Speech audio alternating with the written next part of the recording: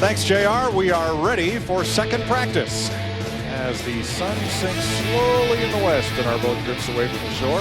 Under the boat. Beautiful time-lapse photography there. Yeah. The track is open, and the first man on track is, once again, Mr. Lonely. Yes, Jimmy Johnson. He must be making it known to those drivers that are lined up that I want to run by myself, because they let him go, and now you see 5 other drivers leaving pit road that'll go out there and run in a pack. Pretty sure he has on his iPod. Joey Logano rolls out. That is Logano in the yellow and red car. Some of us are still having a little difficulty learning who's in what car. It'll for come 2013. It'll come to you as soon as he takes the lead. Greg Biffle. They're behind Logano and Kevin Harvick, who had the fastest lap of opening practice. Denny Hamlin right there in the familiar FedEx colors. Well, as the sun sank, so did the thermometer. 61 degrees right now. And unseasonably cold temperatures. I know that sounds like a joke if you're up in New England, but it's going to be in the mid-30s here tomorrow night. Those tires could be giving off sparks. It's got, you know what, at 30-something degrees, it's going to be hard to get heat in your tires. Yeah, these drivers and their teams, I think they hope that it drops a lot over this next hour. That'll put it more relative to what they're going to be racing tomorrow night as far as the weather. Eric Almirola is the 5th car in this group. 6 on track. 19 entries in all. Casey Kane comes out of the garage. A couple of folks have the cars up on jack stands and are done for the day. Yeah, Eric Almirola in the 43, he's the only driver in the field that's making his first start in the Sprint Unlimited. Sat on the pole of the Coke 600 at Charlotte back in May, so he'll be making his first start in this race. Down to the garage area, and let's welcome Chris Devoda. Thank you, Mike. Well, that wreck in the first practice didn't change Jimmy Johnson's game plan for practice number 2 at all. Single car runs, that was the plan all along. Jimmy Johnson spent most of the 45-minute break in between the 2 practices talking with Jeff Gordon, Casey Kane, and Mr. H, the boss man, Rick Hendrick. They had a powwow. Casey Kane, by the way, just heading out on the track after changing transmission. Matt Yoakum? Krista, risk versus reward went to a whole new level after that first practice session. Dale Earnhardt Jr., Martin Truex, and Tony Stewart. Just a handful of drivers decided to call it quits, but Matt Pucia and Greg Biffle, they still had a number of items on their list they wanted to work out on their race car. So Matt went to the 5 of Casey Kane. They didn't want to do any drafting. He says, all right, well, I had a couple of guys, I lost them. Then he went over to the 11 of Darian Grubb and Denny Hamlin. They said, okay, we'll join in and help you out. So they're trying to work out a few more things. And like Larry Mack and DW and Mike have said all day long, you're not going to learn unless you're out there in the pack getting more and more data. Well, that is the curiosity about what Jimmy Johnson is doing, making single car runs. Because, Darrell, there's not going to be much single car running here when they drop the green flag tomorrow night. He just ain't got nobody to call his own. That's all I can tell you. Darrell, does Greg Biffle ever blink his eyes inside that race car? I know, Larry. I was telling Barry Landis, I said, watch his eyes. I mean, they're just dancing around, mostly watching his mirrors, because as we saw in that first practice when Matt Kenseth came down in front of Kurt Busch, these guys have got to know where you got to have what I call a track presence. And the track presence is when you know where everybody is without having to look. It's a feel thing. Kevin Harvick right behind. You're looking back from Greg Biffle's car. Boy, this place looks great when it's lit up at night. Beautiful sunset as we transition to darkness here. 6:30 p.m. local time. Short days in the wintertime. We talked North Florida. We talked about this in the first practice. You could see right there riding with Kevin Harvick. There's a gap between he and Greg Biffle in that 16. We had the pleasure of sitting down with Tony Stewart, and Tony shared with us. He said you'd almost like to get up there, but it's like a wall of air. And I think the description he gave, Darrell, was it's almost like you're trying to push against a spring. That's what it feels. It's a pocket of air. And when we were looking at the back of Greg's car, look how low the back of that car is. I mean, they've extended. You see the little lip along the back bumper right there? That's an extension that they put on the car to keep air from coming out from under that car. But I think that the smaller spoiler that these cars have on it is creating a lot of turbulence kind of right in here and hitting the nose of this car and won't let it get up there because of the size of the rear spoiler. Tony says it's a pocket of air. It's like a big bubble. A bubble, or like pushing against a basketball. You push against it, it's going to push back. It may push the front car forward. It may push you backwards. It may push equally to both cars. But as you come slowly up on another car, it kind of prevents you from coming that last few feet. And that was the spring effect he was talking about. It kind of springs that car forward, or it'll push yours backward, just depending on how you get there. Yeah, the other thing that extension does, they actually did this to the old car, is it blocks up the nose of the car behind it more so. That kind of discourages you from pushing, because you'd have no airflow going through the grill opening, and would make you overheat if you're too close. And you can see, I mean, when the cars are in line, it's fascinating to me because the gap is so consistent between each car. And that's that little wall of air that they're trying right now. This is what they're trying to figure out. How do we break through that wall of air? All right, Jimmy Johnson has gone to the garage. Casey Kane is out on the track. Kyle Busch has just come out. You know, the other day, Richard Childress Racing allowed us to go into the wind tunnel in Mooresville, North Carolina. This is the Kevin Harvick's 29 car. You can't see the air, so we use a smoke wand that actually lets us see what's going on. And you can see the airflow over the car, how it almost follows the contour. Now, this is a downforce car like they'd run at Phoenix, Vegas, or Charlotte. A much bigger rear spoiler there than what they're running here at Daytona. But that just kind of shows you the airflow, the path that the air takes going over and around this race car. Yeah, with that big blade on there, now that creates a big vacuum in behind that car. And you can really get a suck up on that car on somebody with that big blade on there. But we got what's the size here, 4 inches? It's 4 inches tall. It's half the size of that spoiler than what we saw right there. Denny Hamlin has the fastest lap of this second session so far. Speed's presentation of NASCAR Sprint Unlimited Final Practice is presented by Sprint. You control the Sprint Unlimited at Daytona. Vote now at sprint.com/Sprint Unlimited. And brought to you by Sonic. The all-new foot-long lineup from Sonic is here. Get one with tots for just $3.99. I don't know, but I just, from what we saw down here in testing, and what I'm seeing even right now as we speak, those Gibbs Toyotas look to be pretty steamy. Kyle Busch was real strong in that first practice. Denny Hamlin is leading these guys around here right now. And Greg Biffle in the 16 car, the Ford Fusion, he was trying to get out around the outside, and he really just couldn't get up there. Yeah, there's Kyle Busch in the 18 car doing what he did at the end of the first practice session, out there making single car runs. To Darrell's point, Denny Hamlin is quickest. Joey Logano, Kevin Harvick, Toyota, Ford, and Chevrolet. 12 cars now have been out on track, 12 of 19 in this session. Juan Montoya, 11th quickest, has just returned to the track. You see the quick damage repair on the front of his target Chevrolet. Juan almost made it through. You see him there, 6th in line when Matt Kenseth comes down on Kurt Busch and triggers this. Montoya hits the brakes, but Mark Martin comes across his nose. You know, one thing we didn't point out, we actually realized it as we were going off the air. You see Denny Hamlin back there, that black number 11. He had been right in the middle of that, and what he had done just before that happened, he had kind of drifted out of the pack behind him, and I think he was going to try to make a run back up through there, but he got far enough behind him, he was able to get on the binders and not get involved in that wreck. You know, Larry, I like what I'm seeing here with these 5 cars.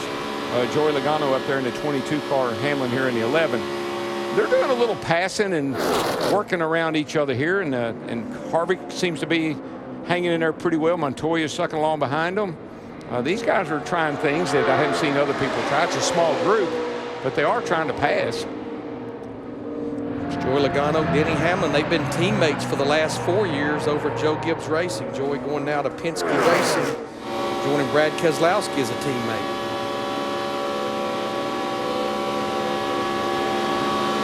12 of the 19 drivers have been on track. We've been told that a couple of these fellows are done for the day, and that Mark Martin, Kurt Busch, and Carl Edwards will be in backup cars after that incident in the first round of practice. And Mike, we heard Kevin Harvick say at the end of that first practice, we need to work on corner speed. We seem to be losing time in the corner. Well, right there, he just took a nice run down to the inside and is able to pull himself up and around the 22 car of Joey Logano. So they've made some improvements in that car. You see repairs ongoing on Matt Kenseth's car, especially on that left rear quarter where he got into Kurt Busch. Now, one of the things about this new car, you see that panel that they're putting on there. That is a panel that is provided by the manufacturer. And so they have panels for these cars now you don't have to fabricate anything. You don't have to fly a bunch of fabricators down here. You can cut off the bat and see here, put on some new pieces. And I believe, Larry, for the first time in NASCAR history, the hoods and deck lids are not steel. No, they're composite. And actually the deck lids are supplied to the teams from NASCAR. But you know, we were talking earlier, that little bitty spoiler right there, and it's 4 inches tall and 53 inches wide, which equates to 212 square inches. When we get to Phoenix and Vegas, the downforce racetracks, it almost doubles in square inches to 61 inches wide by 7 1/4 inches. I want you to look, though, right here. We still have that shark fin. This is another thing that NASCAR did with this car, where it didn't take away from the looks of the race car. Everywhere we go, it'll be clear Lexan, just like you see here on Greg Biffle's car. I just think that's another thing they did to give this car a better look. Well, and not only that, Larry, but when you're running beside it, if you were side drafting and run beside the car and it had that big fin down there, it was hard to see past that big fin. True. Krista? Mike, Casey Kane heading back out for another run, and some radio conversation from that first run that they had with the team. Kevin Hamlin, Casey Kane's spotter, saying that group up front, see if you can catch them. They're a little racier than the group was in the first practice. So Casey was able to get in that pack a little bit, but then crew chief Kenny Francis came on the radio and said, I'd rather not run side by side, Casey, if you can help it. They came in, made a couple small changes, and they're getting ready to head back out. Pretty car. I mean, that's a beautiful car, particularly under the lights. I believe this guy, Kenny Francis, a year at Hendrick Motorsports under their belt. I believe this guy is poised to make a real run at the championship this year. Made a pretty good run there at the end, finished 4th in the points. Yes, sir. Denny Hamlin hard at work. He is fastest in final practice so far. Richard Petty is a simple man with small-town roots who grew to become an American legend. One of the great masters of the sport. A legend in his own time. They don't perceive you being separated from them. The fame that came with the Petty name may have been a way of life, but that didn't mean it had to be the family's way of living. We tried to teach the kids we wasn't nothing special. If Mama said or Daddy said, come in here and do this, you just did it. I disciplined. My mom wore my butt out, and I never remember the king spanking me. But in every royal family, there are stories of heartbreak. When you take something away from somebody else, especially their life, it's got to affect you a whole lot. They keep thinking what if or what could have been or what might have been, and you just go crazy. But through it all, Richard Petty is held strong, and he keeps on racing. Richard Petty, without racing, we'd be reading about him in the paper that he passed away, because that's who he is. As long as I can go, I'll be there. A Racer's Life premieres Monday on Speed. I have seen the show, and for new fans, for longtime fans, it's a look inside stock car racing's first family like I couldn't imagine the way this show unfolded. Watch it. I think you'll love it. Yeah, you know, I was just looking at the promo, and I was thinking to myself, I've known Richard Petty ever since there's been racing. But that show, there were things in that show that I'd never heard before. Yeah. And there were stories I'd never heard told before. It's a really, really well done piece. And here's one of the King's pieces here at Daytona, Marcus Ambrose in the number 9, along with Eric Almirola in the King's 43. Ambrose 8th in this session at 192.8. Yeah, it looks like he's on the same strategy, he and his crew chief Drew Blickensderfer, as Kyle Busch, the 18 team, Jimmy Johnson, the 48, just out there making single car runs, just trying to find a little more speed. Right now, he's practicing making a green flag pit stop coming on the pit road here. Hey, I see our friend the Orange Cone is healthy. He got taken out in that wreck 9 minutes into the first practice session, but he's back on duty. He survived, but you know what I was thinking about Marcus? If they would use the chicane, the dogleg in the backstretch, you could put some money on Marcus because he would be all over that. Maybe one of the if not the best, maybe one of the best I've ever seen on a road course in a stock car. Oh, yeah. Unbelievable talent. Hey, we kid about the orange cone, but of all the inanimate objects on Twitter, the orange cone is one of the wittiest and best informed about our sport. And one of the busiest. Yes. A lot of tweets from the orange cone. At the orange cone. Casey Kane making single car runs, which has been the norm for most of the Hendrick cars. Dale Jr. is about the only one that really mixed it up in traffic during that first session. And look at the top of the windshield on these new cars. It's something else that's different. For 2013, the driver's name and the manufacturer's logo on either side of it, atop the windshield strip and behind the number on the roof. For the first time that I can remember in NASCAR history, the sponsor name also appears on the roof of the car. Just a minute. That's the thing about this car that it just thrills me to death. So much effort, so much time, so much thought went into this car. Everybody disliked the COT so much. I know everybody's mission was to let's build a car, let's present a car, let's race a car that the drivers like, the fans like, the media likes, but more importantly, the manufacturers kind of like it as well.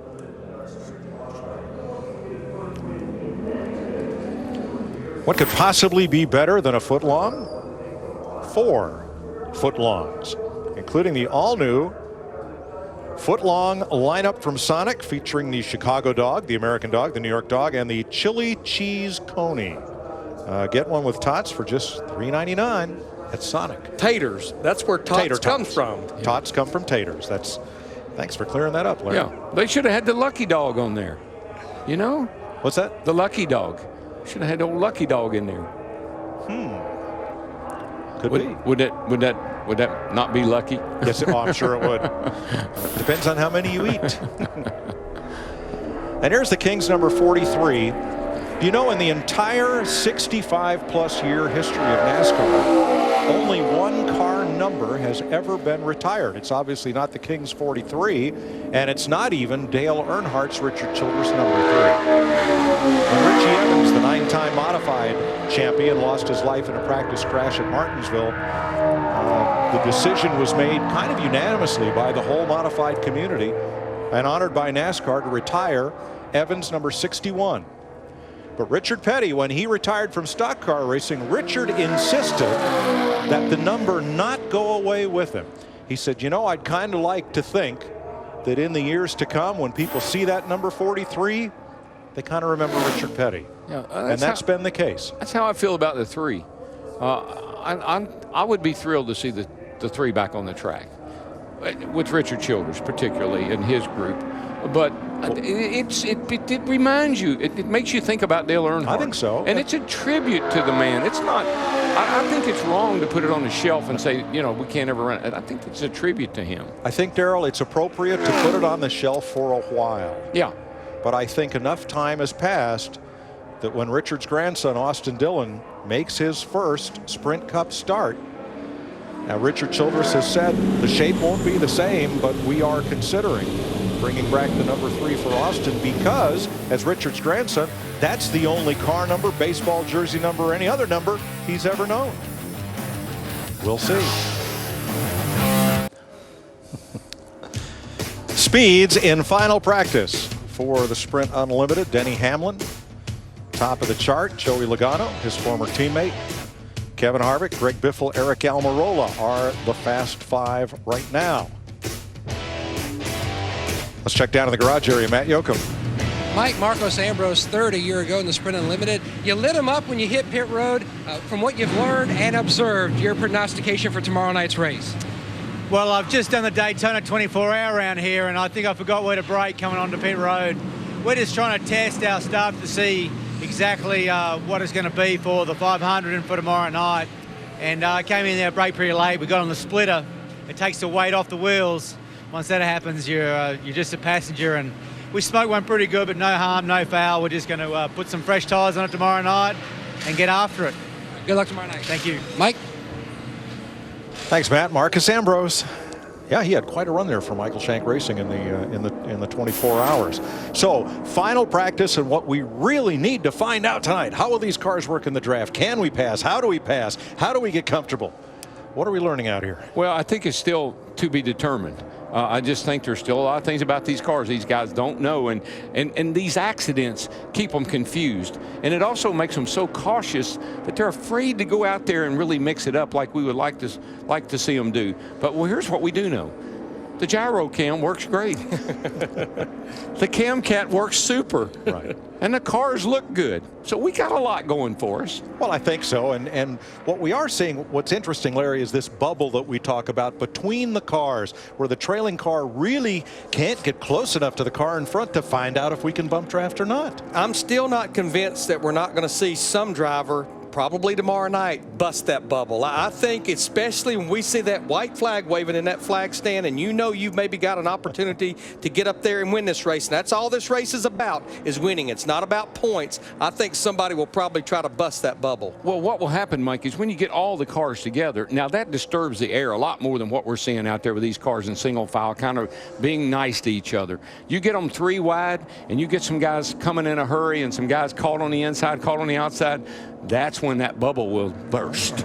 And now, where it goes when it bursts, I don't know. And that's why you folks keep tweeting to me, nobody wins practice. Okay, we get it. Krista.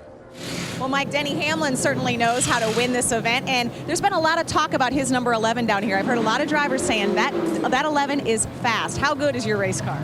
It's really good, I believe. You know, it's so hard to tell, and it's so circumstantial to how many cars are around you and how the draft works, but you know, you constantly learn what it takes to go faster. And so since the pack isn't really big, you're working on engine stuff, chassis stuff, things like that. So I think we've got a great FedEx Express Toyota Camry. Excited about that. The day's pretty much done for us, and so we're excited to get this Camry going. All right, fantastic. New little baby girl at home. You have to come to Daytona just to get sleep, don't you? Yeah, no doubt. And make sure Daryl knows that things got a lot better for me and a lot worse for his brother on the second 9 this morning. Thank you. He's laughing right now. Thanks, Denny. We played golf this morning, and I only was able to play 9 because I had to get back. And Denny, he sets my brother up so bad. It's like setting him up for a pass on the last lap, and it sounded like it went pretty well for Denny. But you were telling me, for guys that play golf about every day, their golf game is really not that good, is it? They seem to have they have some misfires, I can tell you that. But they can come up with more ways to bet than anybody I've ever seen. Kevin Harvick has just come out of the garage area, and he picks up Greg Biffle as a drafting partner. Just the two of them on track on the backstretch right now as Casey Kane comes across the start-finish line. Let's watch the speedometer here, the speeds on the car. Somebody was asking me, you know, they're averaging 196 around this joint. How much are they falling off in the turns? We can maybe get an idea here with our telemetry.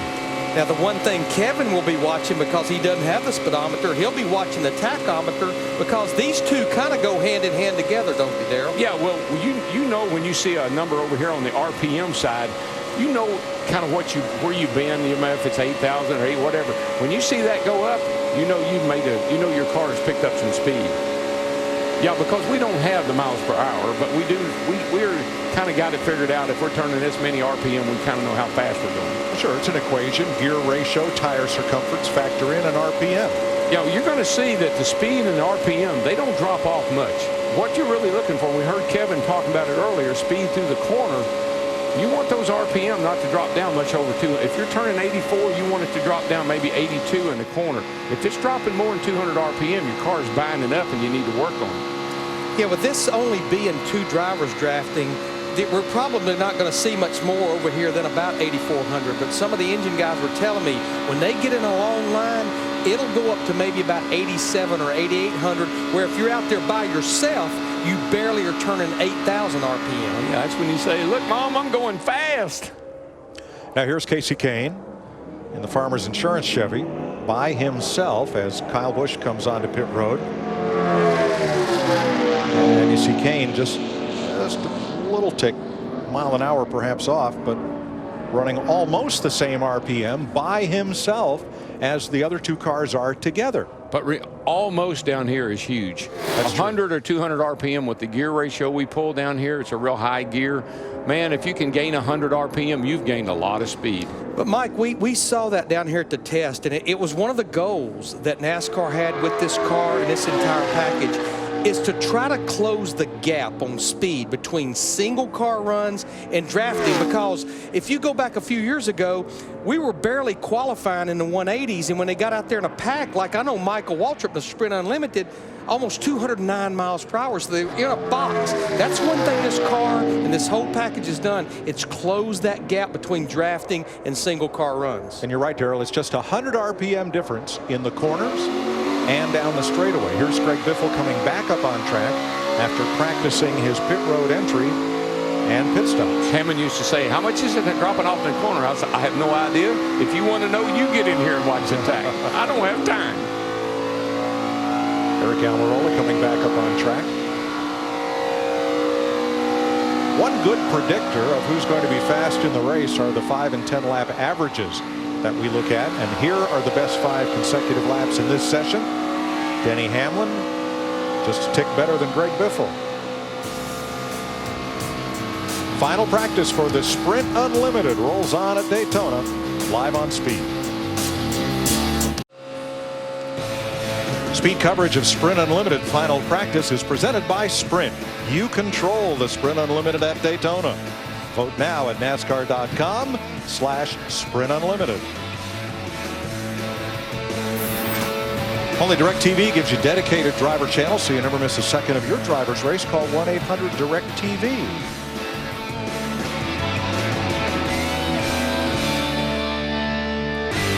Jimmy Johnson back out, another single car run.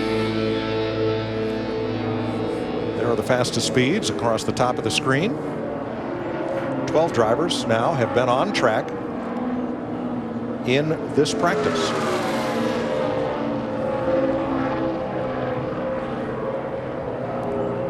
A lot of effort here on practicing pit stops, among other things. And I saw Biffle, he tried to get on pit road one lap prior to making it on pit road. He was coming too hot. He had to abort and go around, and then he came on to simulate a pit stop here.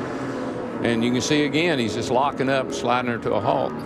And what may dictate that we will have a green flag pit stop, the fans, they've spoke as far as the segments. We know we're going to do 30 and 25 and 20. But the other thing they'll be voting on, when that caution flies at the end of 30 laps, are the teams going to be made to stay out and not pit, change 2 tires or 4 tires? If they stay out, if they're forced to stay out by the vote, that means about 8 to 12 laps into that second segment, we will see a rash of green flag pit stops. And the other thing that is so critical is if you've got to come to pit road and you don't intend to change tires, you're just going to put gas in that thing and go, you don't want to slide that right front and flat spot it trying to get on pit road. So you got to really work on your brake balance.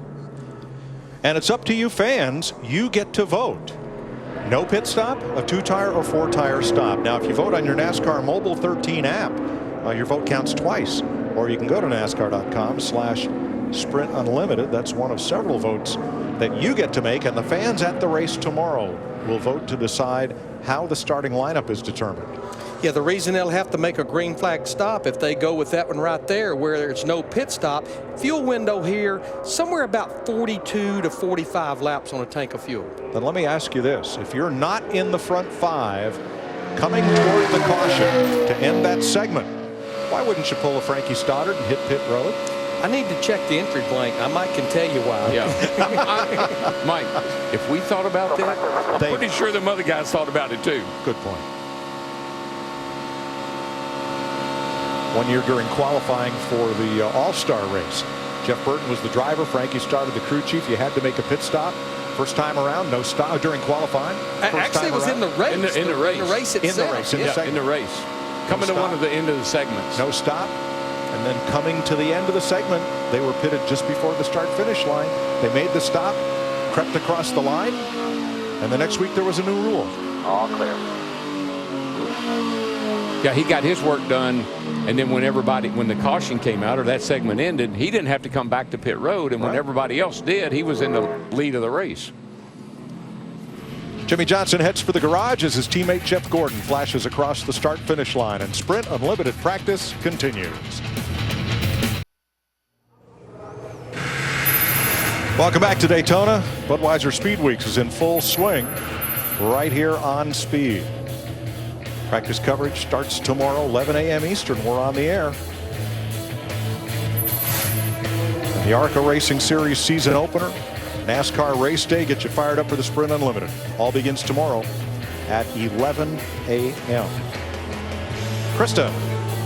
Mike, one of the first guys to find a pack to race with in this practice was Greg Biffle. So did you learn what you needed to in this practice session? Well, the crew chief wanted us to be in about a 5 or 6 car pack, but the driver wants to be in a 20 car pack just to see how the car reacts and drive around other cars. But, you know, I'm pretty happy with 3 and Ford Fusion. The guys have worked really hard over the winter to get them ready.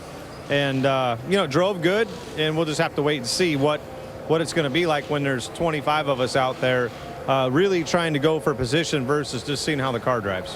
Thank you very much, Greg. Yeah, between the 2 practice sessions, he ran a total of 37 laps, 22 in the first one and 15 in this practice session. And we were talking about, you know, single car runs versus qualifying speeds and how much closer they are now than they've ever been before. See, that's one reason why a single car run is not so bad. Because if your car drives pretty good at this speed, you're going to pick up a little bit of speed when you get in a draft, and yeah, there's going to be a little bit more movement of the air, but it's not going to be that dramatic change from 185 to 205. So the cars are going to have a similar drive feel when they get out there amongst other cars. Well, we're in a similar situation to last year. There were more than 20 cars entered in what was then known as the Budweiser Shootout, now the Sprint Unlimited. And in the final practice, same as tonight, only 12 cars participated because, like today, there was a crash in the first practice.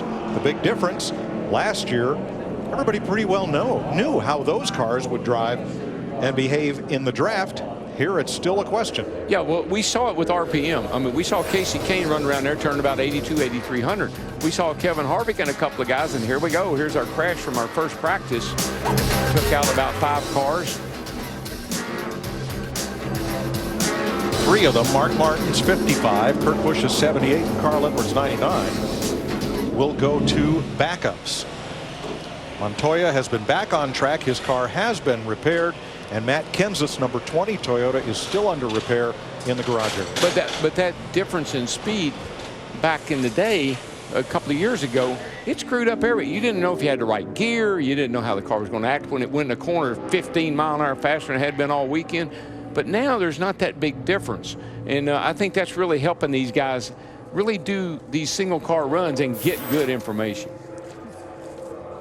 Terry Labonte, 16th time he's been eligible for the race he won here in 1985. That's Frank Stoddard's car, C&J Energy US Chrome Ford Fusion. Yeah, Terry's going to run the Sprint Unlimited race for Frank Stoddard, and then he's going to run the 4 restrictor plate races, the 2 Daytonas, including the Daytona 500 next week, and the 2 races at Talladega. And why wouldn't he? He has given this car, well, last year he gave it a whale of a ride. He had 2 great finishes in this car. Terry does an awesome job on the Daytona and Talladega. If he starts the Daytona 500, and he should start based on his championship provisional, and should be fast enough, but that will be his 61st start here at Daytona National Speedway. It'll break a tie that he has with Bill Elliott at 60 starts. We know that we'll have to check on those champions provisionals, because with the qualifying being set completely differently than it has been in the past few years, there's no more top 35 rule. But we still have a championship provisional. Yes, but it could be somebody as high up in the order. Could it be Kurt Busch? Could it be somebody that recent? Could it be Matt Kenseth having to take the champions provisional if things absolutely. don't go their way? Absolutely. No, Terry is not a lock by no means. By no means. Matt? Mike, it's hard not to forget last year's Sprint Unlimited when Kyle Busch put on such a performance. What, 1, 2, almost 3 times? He almost spun out, sparks were flying, and they want to come back and win back-to-back. And right now, they went from the agenda of only making 1 run during this final session, and now they're getting ready to make their 3rd run. They've made a gear change, and Dave Rogers just want to try 1 or 2 more things up in the front of the race car, just learning and learning with this new piece here at Daytona. Kevin Harvick You know, maybe we just shouldn't look at Twitter during these shows, because one fellow said, oh, you gave Harvick all that credit. All he did was stab the brake and steer to the right. I go, come on, have you tried to do that at 190 miles an hour? Yeah, no kidding. So get the NASCAR Mobile 13 app or visit NASCAR.com/Sprint Unlimited, because there's still a lot for you to vote for and decide how the Sprint Unlimited is going to be run here tomorrow night. That's what's amazing about these drivers. They make it look easy. Yes. They make it look easy to go around here at 200 miles an hour, to drive through a wreck. Folks, it's because they're great drivers. Thursday, NASCAR's biggest stars at the World Center of Racing. The Budweiser Duel at Daytona. The two white-knuckle races that'll set the field for the 500. 2 p.m. Eastern. And live only on Speed.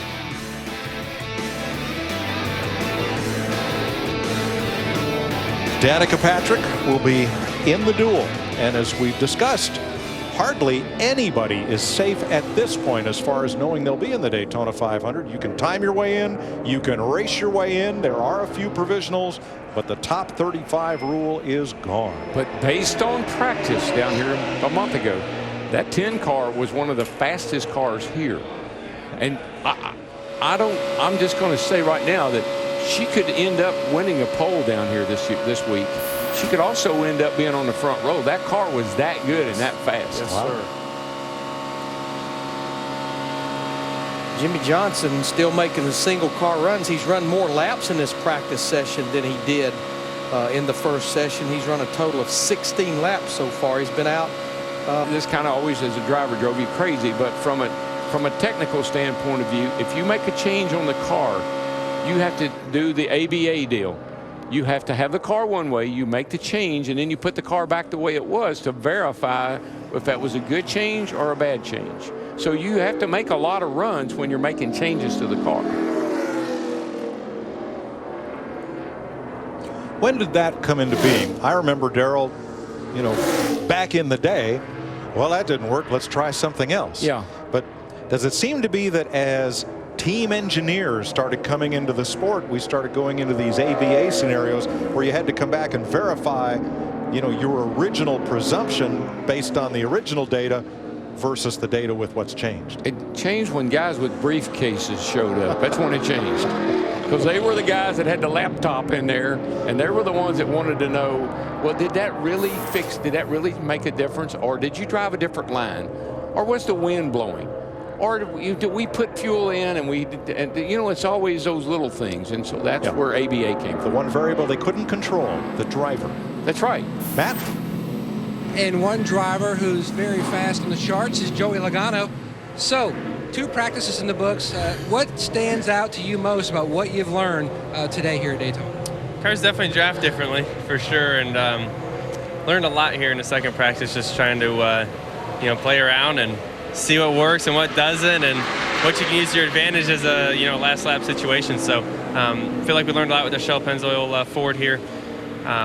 From the first practice to second practice even, we made our car a lot better as far as handling and speed. So I feel like we're going to be okay. I feel like we're going to be fine. It's going to be a crazy, as usual, Sprint Unlimited, and hopefully we're there at the end and go for it. Different how? What, the car? How we made it better? Well, you were saying it was different. It was drafting differently. Yeah, well, a lot of different ways. I just feel like this car doesn't really put as big of a hole in the air. So I was joking around. It kind of feels like an ARCA car. The cars are kind of harder to get right up to each other. This makes it harder to 2-car tango, obviously. But it seems like every time you get to someone, it's shoving them ahead. So you have that to deal with for sure. Makes it different. Mike, exactly what you were talking about earlier in the show.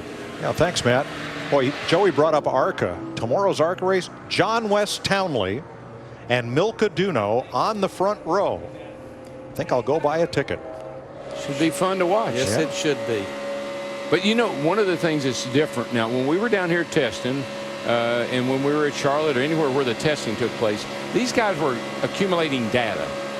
They were getting information from the car that they're not getting now. Boy, that'll make you, that makes me kind of want to, I don't know, straighten my head up.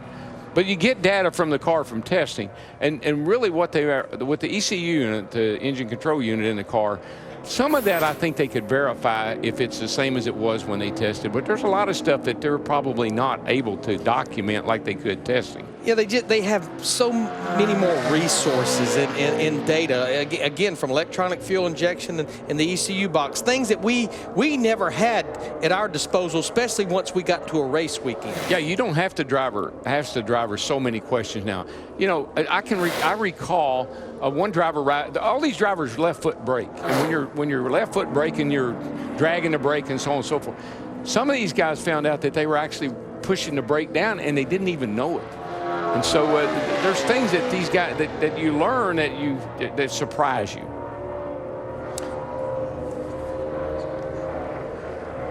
Time running out on final practice for the Sprint Unlimited. Well, we're climbing the clock here in Daytona Beach. About 7 minutes to go. Speed's coverage of Sprint Unlimited final practice is presented by Sprint. You control the Sprint Unlimited at Daytona. Vote now at NASCAR.com/Sprint Unlimited. And brought to you by Sonic. The all-new footlong lineup is here. Get one with tots for just $3.99. Daytona Speedweeks continues tomorrow. We bring you 2 sessions of Sprint Cup practice, followed by the ARCA race. John West Townley and Milkaduno. I can't wait. Then Daytona 500 qualifying is on Fox Sunday. Our coverage of Speedweeks leading up to the Daytona 500 continues all weekend long on Speed and on Fox. Krista? I promised Casey Kane I'm going to make this quick, and I'll tell you why in a second. But you made some changes between those practices. Is the car better now than it was? Well, we had to make a transmission change. This practice I got in about an 8-car draft, somewhere in there I'd say, and felt pretty good in that. Just stayed out there for like 3 laps with him. A little nervous being out there, but then we just did kind of like qualifying 4-lap runs at a time just to see if we could make some gains, and you know these guys did. So I'm really happy with our Farmers Insurance Chevrolet and the way that Hendrick Motorsports is has prepared for not just tomorrow night but the Daytona 500 as well. All right, I promised it would be quick. Why? Because you're heading to the... Yeah, I want to go watch the dirt race tonight at the World of Outlaws are racing. So they're started, so I need to get over there. All right, go on. Thanks, Casey. Ever a racer. He is off to the races tonight. Denny Hamlin still fastest in final practice. About 4 minutes to go.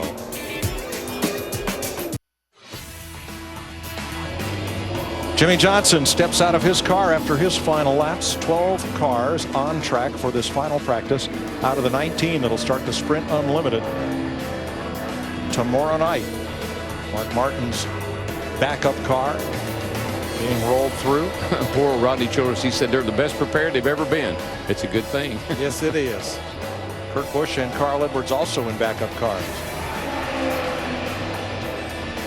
Kevin Harvick doing the debrief. And it leaves just Terry Labonte and Jeff Gordon on track for this final 1 minute of practice. I think Harvick made some good changes to their car. That second time out after he said the car was a little slow through the turn, that car picked up speed. You know, as we watch Jeff Gordon make his final run here in his practice, back to Kevin Harvick. Darrell, I don't know if you agree with me or not, but I believe Kevin Harvick's going to have a good year this year. I think Richard Childress Racing, they've worked on a lot of stuff. I know Kevin has pretty much confirmed he will be leaving Richard Childress Racing at the end of the year, but I think they will remain professional, and I think they're going to have a good year this year. Kevin told me, he said, when I leave there, I want to leave them in better shape than when I got there. I mean, that's really how he loves Richard and he loves that team, but you know, he wants to make a change, and I think it's probably a good idea, but he wants to leave them in good shape. Chad Knaus, Jimmy Johnson talk it over. They did no drafting in the 2 practice sessions, just single car runs. We'll see how that works out for him tomorrow night in the Sprint Unlimited. Final practice is over. Denny Hamlin top of the chart. Joey Logano, Kevin Harvick, Greg Biffle, Toyota, Ford, Chevrolet in that order. So the first green flag for NASCAR is tomorrow night, and that's the Sprint Unlimited. 2 rounds of practice, the ARCA 200 coming here on Speed tomorrow. Going to be a fun day as we get up to speed for Budweiser Speed Weeks on Speed. So an eventful practice for the Sprint Unlimited, and you still get to vote and determine how the race will play out tomorrow night. We'll talk to you then. Now to Adam Alexander. Speed Center starts now.